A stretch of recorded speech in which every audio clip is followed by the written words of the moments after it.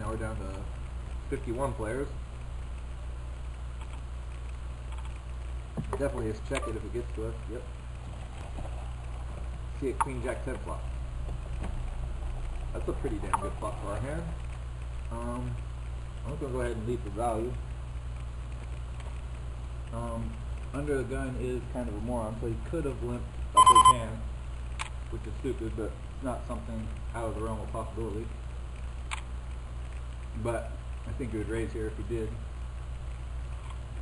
So I'm gonna go ahead and assume we have the best hand most of the time here. Obviously not the perfect card because it completes one draw, so but I'm gonna go ahead and fire again.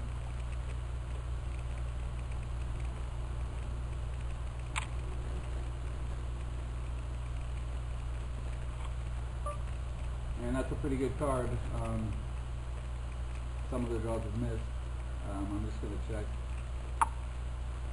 Conceivable he's got a 4, but unlikely, and we take it down. Huge pot against the fifth. Perfect. Yeah, so I checked there to try to induce a bluff. He called the flop. What do you have, a double gutter or just a gut shot? And overs to the 4 anyway. What would a deuce do? Deuce wouldn't do anything. So yeah, he just had a gut shot. Here I'm just going to complete, see if he lets me get away with it. If he blows it up, then I'll probably revert in the future to either a raise fold strategy from small blind. It's kind of hard to represent anything here, so I'm not going to try, especially since he's going to call any 4 or any flush draw the whole time. Thing is, we got some outs if we get called, and it's just hard for him to have much here. I think he would bet a flush draw on the flop. I think he would bet for sure an ace or a queen. So, and we could have a 6, or we could have a queen that we decide to play slow, like queen 10 or something. So, now we just have to give up to the spaz. He probably, I mean, he could just have a 6 here, but whatever he has, we can't continue.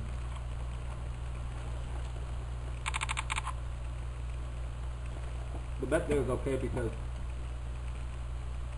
I mean, assuming we don't get raised, either we take it down right there, which we'll do quite a lot, or if we do get raised, okay, we don't have to miss.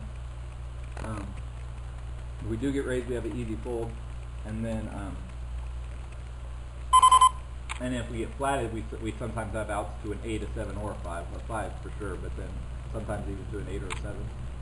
This guy just does not fold. He's such an idiot.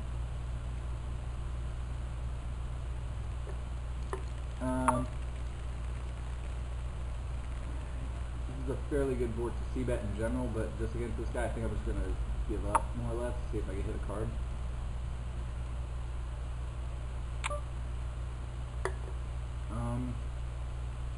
Yeah, we bet really small. I'm going to peel once and see. King could be good, Jack could be good. Jack almost always is good. He didn't 3-bet pre-flop, so I mean, ace king's like virtually impossible. And now he just goes ahead and leads, so I think I'm probably just going to value, I'm definitely value raising. I don't know if I should just shove. I mean, he's such a bad player, he might call a shove with like 2 pair or something, so I'm just going to shove for value. If he has ace king, it's just brutal. So. Problem is, he can easily put me on ace king here, so I still see him calling very often, but I mean, with the second nuts there and him almost, you know, being virtually impossible for him to have ace king.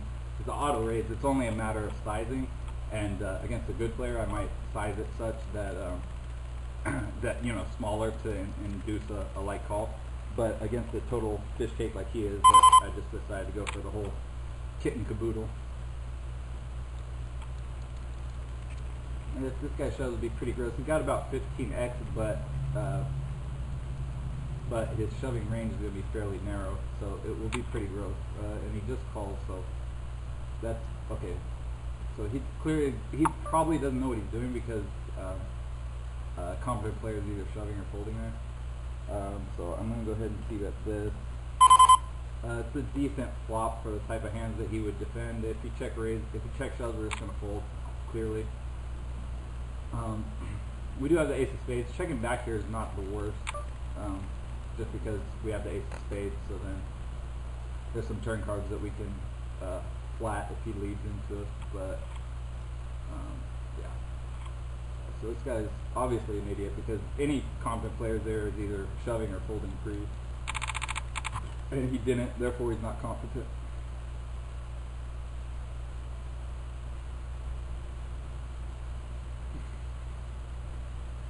So King 9 was pretty nice to us too. 2 out of 3 hands in a row. So we're up to third and chip.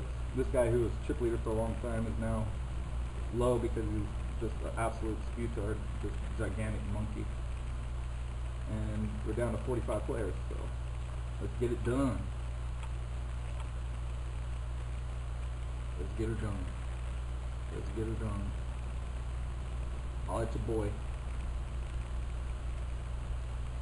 This guy only has like 13 X. I expect Tomito to call if he had a real hand, but he didn't, and he pulled 3 exits, so yeah, it's a little skewy. Skewy, in my opinion. Oh, la la la la. I actually just, well, it won't matter, never mind. Never mind.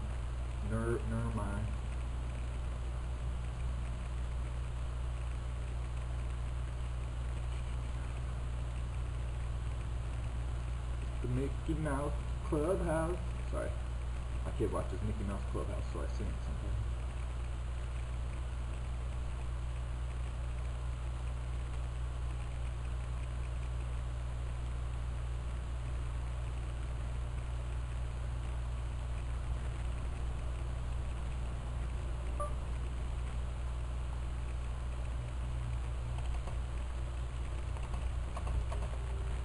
Whoa.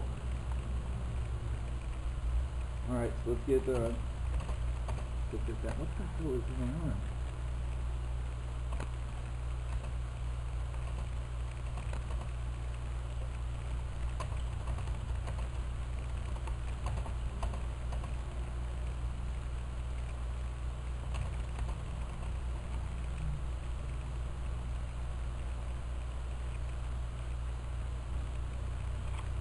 Alright.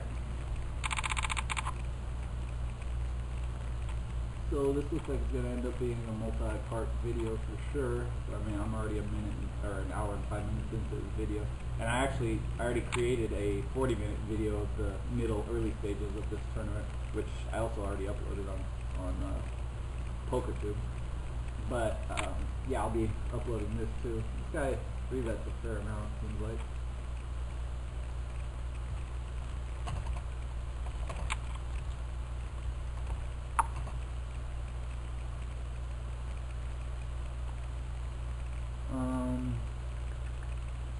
It looks like he's got a hand